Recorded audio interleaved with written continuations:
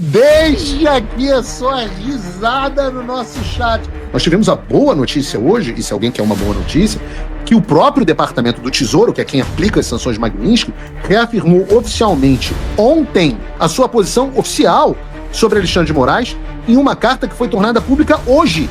Ah, que delícia! E eu vou ser abundantemente claro. Paulo, você está dizendo que nós estamos perdidos e as sanções vão cair? Não. Eu estou dizendo que eu não sei.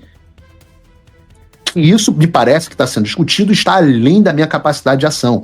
Mas no que depender de mim, a luta continua. E tenho certeza, a gente continua trabalhando. As sanções hoje, pelo contrário, seguem em pleno vigor.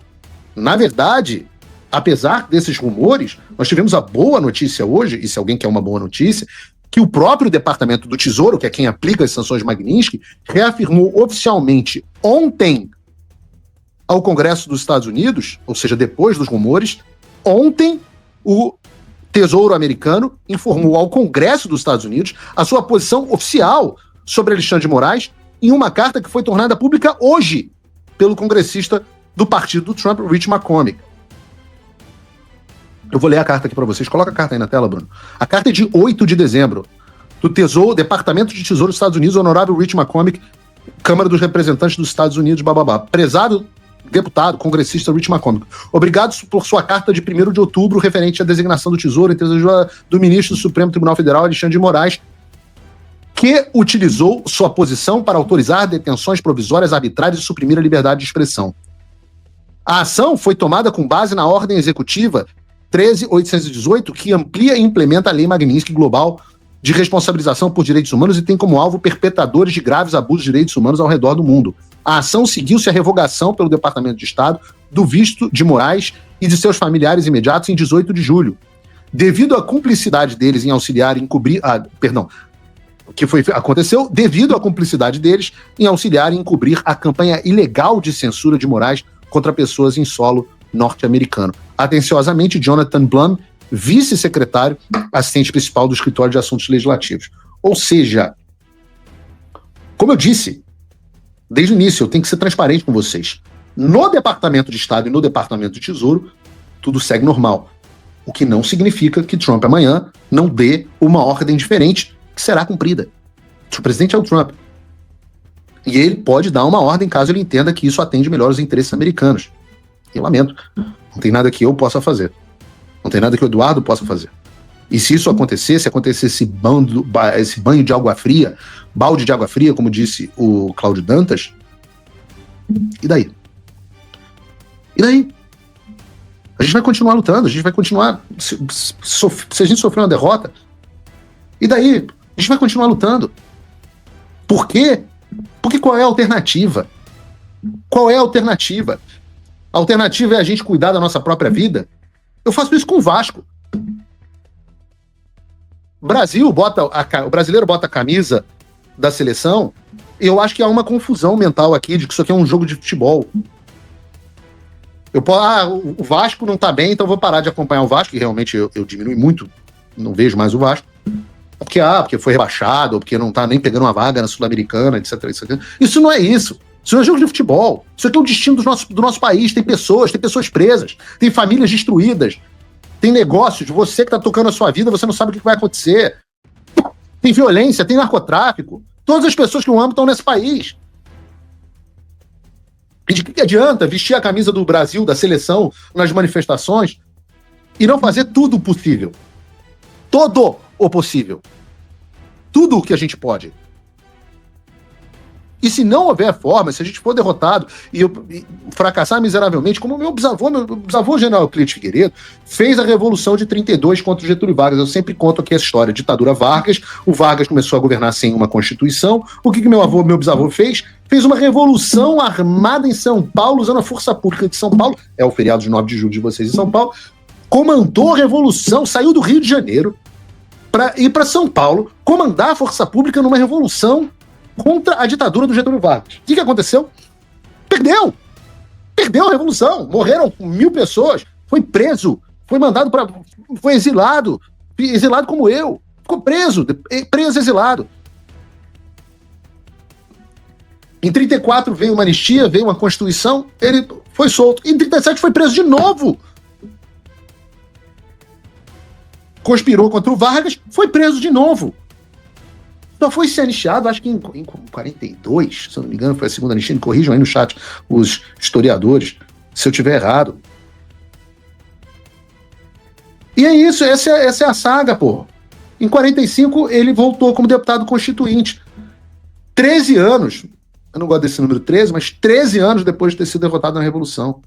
Então eu digo o seguinte, se não houver formas de que a ditadura brasileira se consolide, eu vou continuar no limite das minhas forças, infernizando a vida deles, para que pelo menos a ditadura seja mais difícil.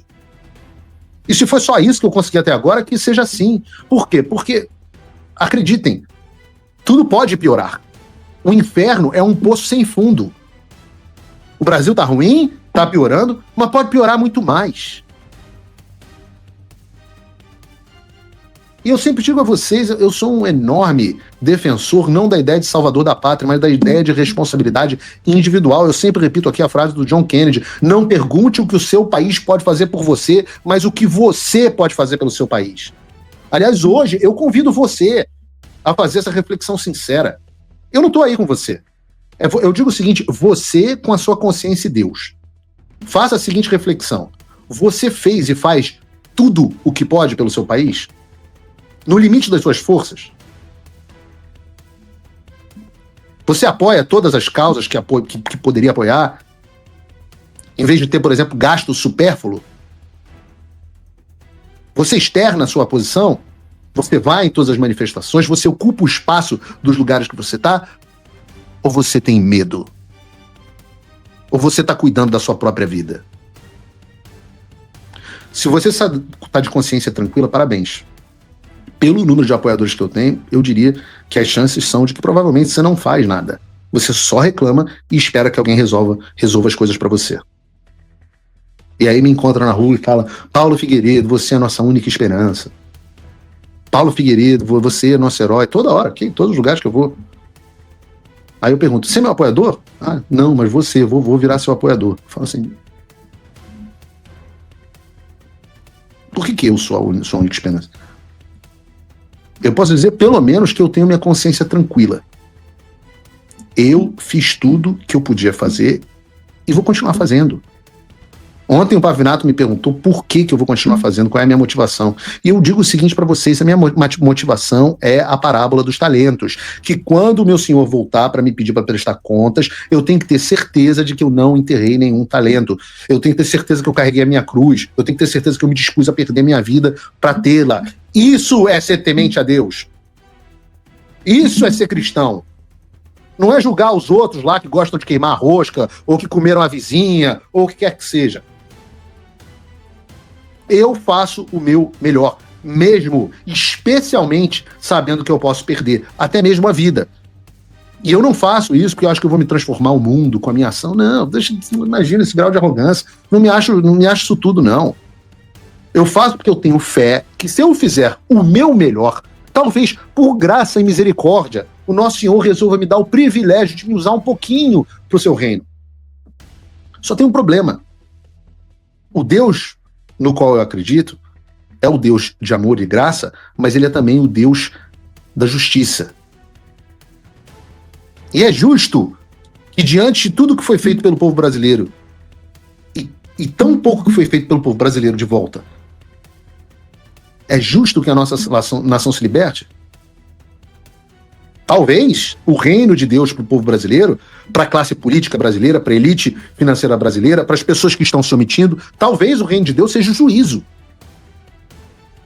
E o juízo, ele vem para todos. Para todos que praticaram o pecado, que é o pecado da comissão, e para todos que se omitiram, que é o pecado da omissão. E que medo! Que medo se o juízo de Deus vier sobre nós, como eu, Paulo, acho que nós merecemos.